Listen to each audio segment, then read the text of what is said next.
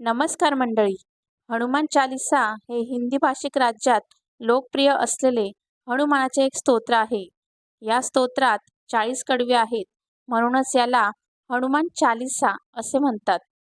हनुमान चालीसा संत तुलसीदासांनी रचलेली आहे. संत तुलसीदासांनी रचलेली हनुमान चालीसा हनुमानाची भक्ती, शक्ती आणि बुद्धीचे वर्णन करते. हे स्तोत्र संकट, भीती दूर करून आत्मविश्वास व मानसिक शांती देते. श्री गुरु चरण सरोज रज या दोह्याने सुरुवात होऊन मारुतीरायाला बल, बुद्धी व विद्या देण्याची विनंती यात केली आहे. श्री गुरु चरण सरोज रज निज मनु मुकुरु सुधारी बरणौ रघुवर विमल जसू जो दायकु फलचारी.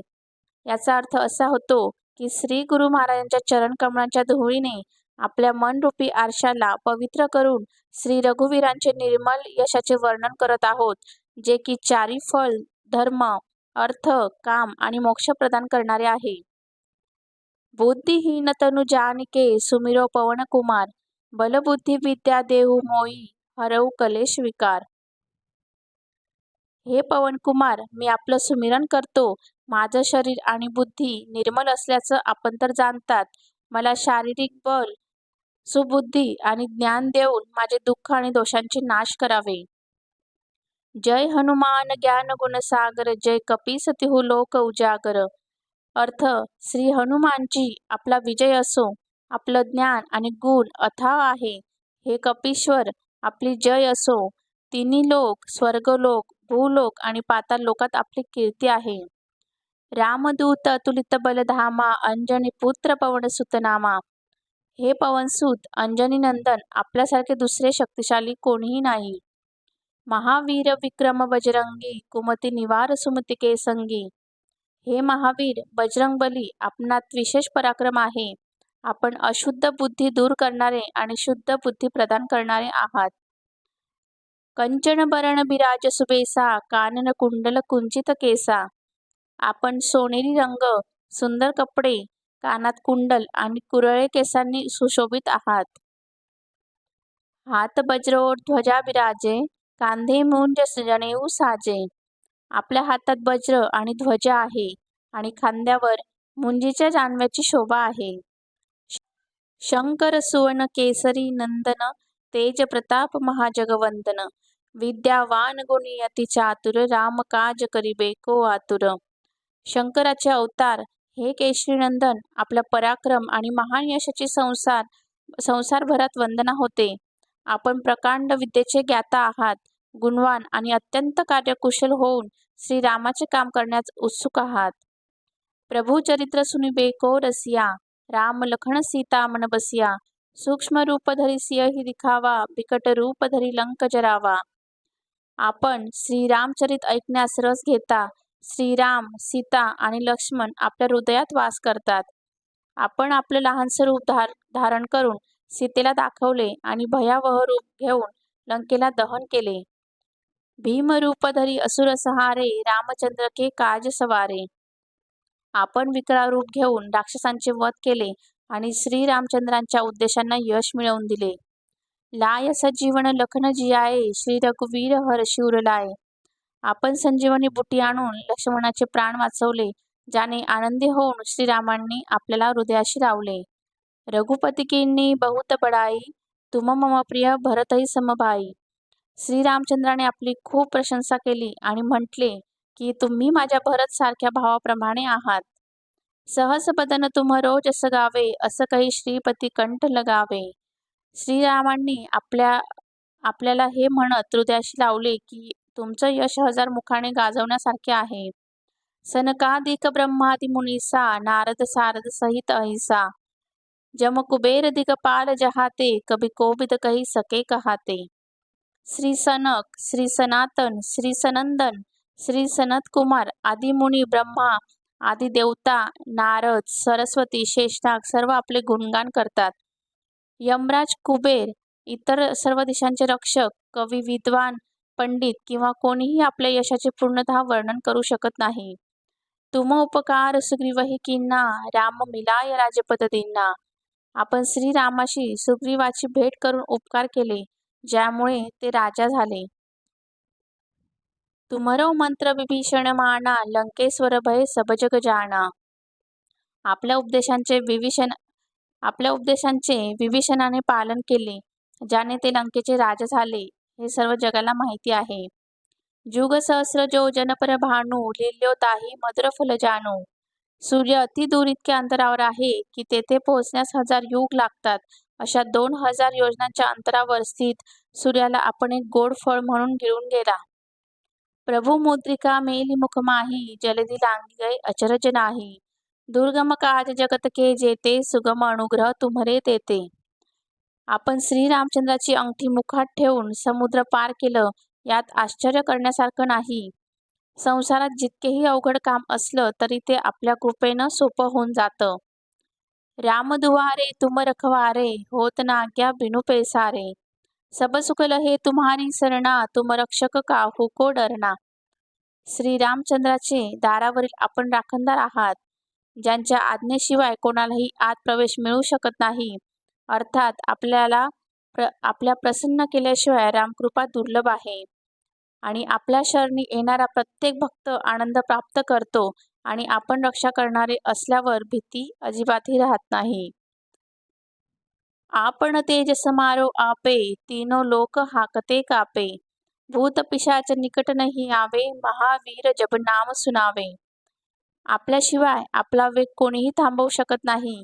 आपल्या गर्जनाने तिन्ही लोक थरथर कापतात.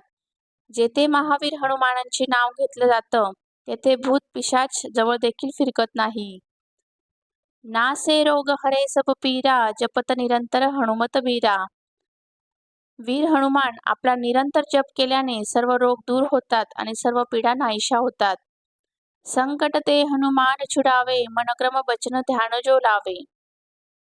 हे हनुमान विचार, कर्म आणि बोलण्यात ज्यांचं लक्ष आपल्यात असतं त्यांना आपण सर्व संकटांपासून मुक्त करतात. सब पर राम तपस्वी राजा, तिनके काज सकल तुम साजा. और मनोरथ जो कोई लावे, सोई अमित जीवन फल पावे. तपस्वी राजा श्रीरामचंद्र सर्वश्रेष्ठ आहे. त्यांच्या प्रत्येक कार्याला आपण सोपं केलं आहे. ज्यांच्यावर आपली कृपा असते त्यांच्या इच्छेला अशा प्रकारे फलप्राप्ती होते ज्यांची मर्यादा सांगता येऊ शकत नाही. चारों जुग परताप तुम्हारा, हे प्रसिद्ध जगत उजियारा. साधु संत के तुम रखवारे, असुर निकंदन राम दुलारे. चारी युगांमध्ये सतयुग, त्रेतायुग, द्वापारयुग आणि कलियुगात आपलं यश पसरलेलं आहे. जगात आपली कीर्ती सर्वत्र प्रकाशमान आहे. हे श्रीरामाचे लाडके, आपण सज्जनांची रक्षा करतात आणि दुष्टांचा विनाश करतात. अष्टसिद्धीनो निधी के दाता, असबर दीन जानकी माता.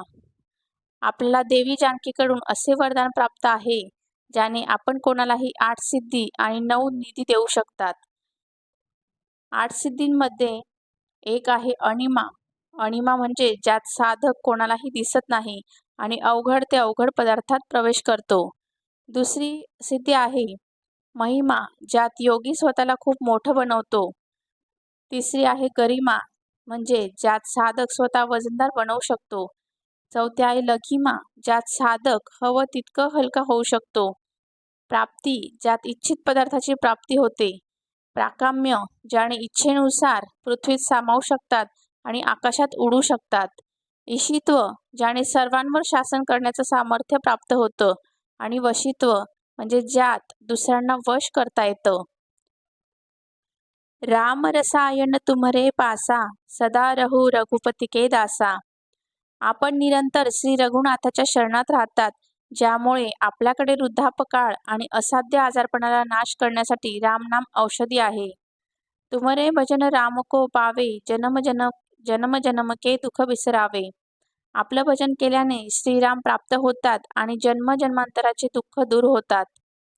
अंतकाल रघुबर पुर जाई, जहा जन्म हरि भक्त कहाई. और देवता चित्त न धरई, हनुमत सेई सर्व सुख करई.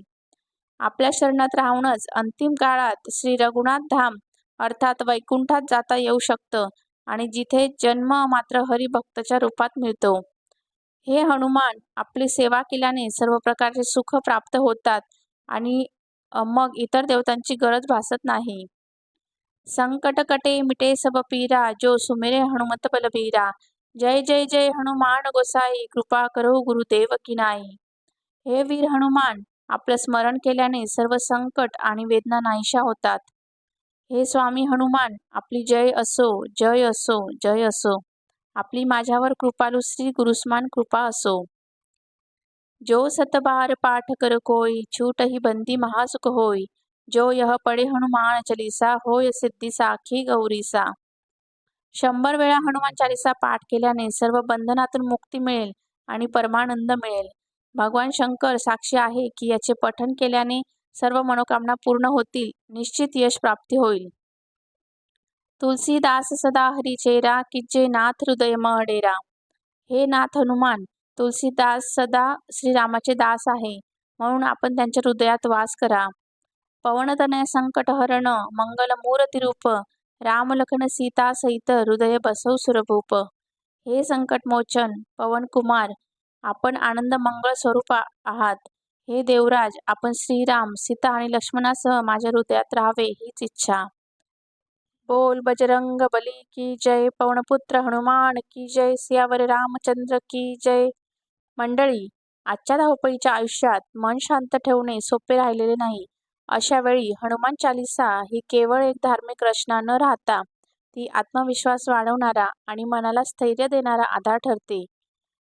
हनुमान चालीसेचे नियमित पठण केल्याने आपली श्रद्धा मजबूत होते, नकारात्मक विचार दूर होतात आणि आपल्या संकटांशी सामना करण्याची ताकद मिळते.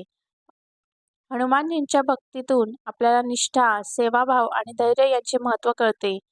हनुमान चालीसेतील प्रत्येक ओळ जीवनाला योग्य दिशा देणारी आहे.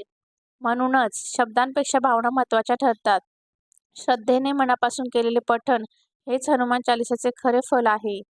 जीवनात कितीही अडचणी आल्या तरी हनुमानजींच्या नावात एक वेगळीच ऊर्जा आणि समाधान मिळते.